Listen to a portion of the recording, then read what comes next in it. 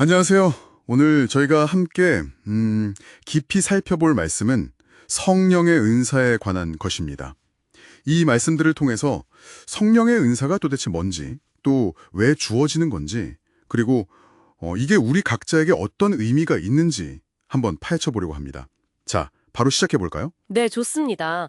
오늘 말씀의 핵심은 역시 그 성령님께서 주시는 특별한 능력, 그러니까 은사에 대한 이해인데요. 이게 그냥 뭐 개인적인 능력 차원을 넘어서 공동체 안에서 이게 어떻게 작용하는가, 거기에 초점을 맞추는 게 중요할 것 같아요. 먼저 그 말씀에서 은사, 그러니까 카리스마라고 하잖아요. 이게 성령님이 각 사람에게 필요에 따라서 개별적으로 주시는 특별한 선물 같은 거예요. 재능이나 능력, 모든 신자에게 보편적으로 주시는 은혜, 카리스와는 좀 구분되는 개념이죠. 아, 은혜랑은 다른 거군요. 네. 근데 흥미로운 점은 이게 분명 선물인데 때로는 우리의 순종이나 훈련, 또 개발하려는 노력이 필요할 수도 있다는 점이에요. 뭐랄까, 저절로 그냥 탁 완성되는 능력이라기보다는 가능성으로 주어질 때도 있다는 거죠. 아, 그렇군요. 그러니까 은혜는 모두에게 주시는 보편적인 선물 같은 거라면 은사는 좀 더 구체적인 역할 아니면 능력을 위한 특별한 선물, 특별한 도구 같은 거네요. 말씀 중에 몽고로여강 선교사님 이야기 나왔잖아요. 그게 딱 이 부분하고 연결되는 것 같아요. 처음에는 엄청 강력한 치유 은사로 큰 공동체를 세우셨는데 시간이 지나면서 그 은사는 좀 잦아들고 대신에 뭐 섬김이나 가르침 같은 다른 은사들로 그 공동체가 이렇게 쭉 이어졌다는 거예요. 아, 그 말씀 듣고 보니까 은사가 나타나는 방식이나 뭐 기간 같은 게 다를 수 있다, 뭐 이런 거네요. 정확합니다. 네. 은사는 때로는 일시적일 수도 있고요. 아니면 특정 기간에만 집중될 수도 있고, 또 평생 계속될 수도 있어요.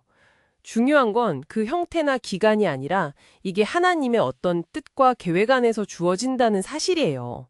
네, 오요광 선교사님 사례처럼 공동체의 어떤 필요에 따라서 다른 은사가 더 이렇게 부각될 수도 있는 거고요. 그렇다면 이 은사들이 주어지는 근본적인 이유, 그 목적은 뭘까요? 여러 말씀에서 보니까 한결같이 개인의 어떤 유익이나 자랑거리가 아니라 교회와 공동체의 유익을 위해서 주어진다고 엄청 강조하더라고요. 이 부분이 정말 중요한 포인트 같아요. 그쵸? 맞습니다. 고린도전서 12장 7절에서도 딱 명시하고 있잖아요.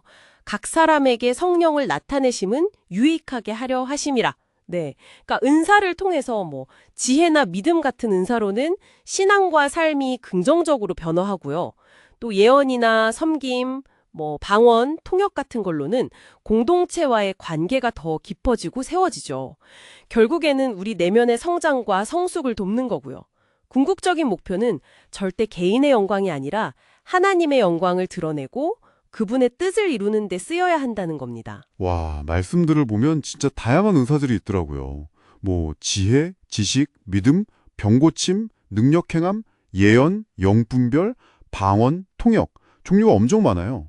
또 로마서에서는 섬김, 가르침, 위로, 다스림 이런 것들도 은사라고 하고요.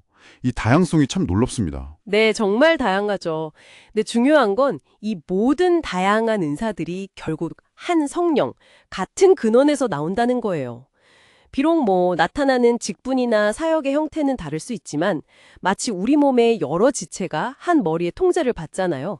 그런 것처럼 모두 주님의 뜻 안에서 하나로 연결되어서 공동체를 세워가는 거죠. 아, 그렇군요.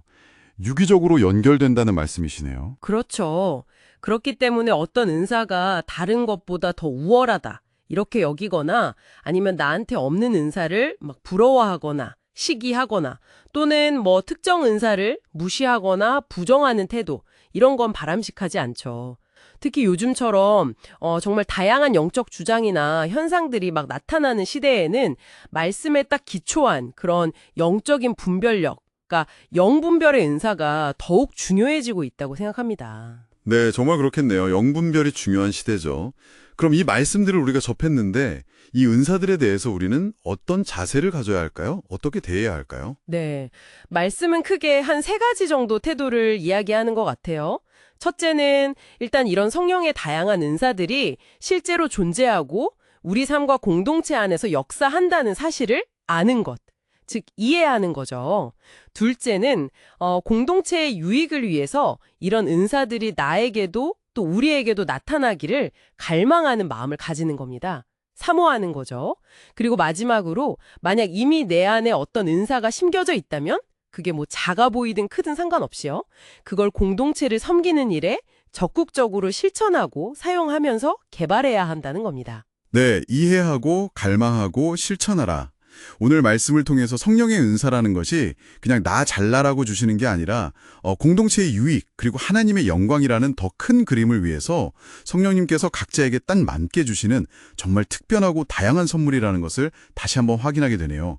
그러니까 함께 세워감이라는 부분에 방점이 찍혀 있다는 게 참 인상 깊습니다. 맞습니다. 은사는 결국 우리 자신을 변화시키고 또 우리 공동체를 하나 되게 만들고 궁극적으로는 이 땅에서 하나님의 목적을 우리 모두가 함께 이루어가는 아주 소중한 도구라고 할 수 있습니다. 네, 각자의 은사가 이렇게 모여서 아름다운 조화를 이루는 거죠. 자, 오늘 함께 나눈 이 말씀들을 여러분 한번 잘 곱씹어 보시면서요. 혹시 내 안에 아직 발견되지 못했거나 아니면 충분히 사용되지 못하고 있는 그런 은사는 없을까? 한번 깊이 성찰해 보시면 어떨까요? 그 은사가 여러분과 또 여러분이 속한 공동체를 위해서 어떻게 아름답게 사용될 수 있을지 그 무한한 가능성을 생각해 보는 그런 귀한 시간이 되시기를 바랍니다.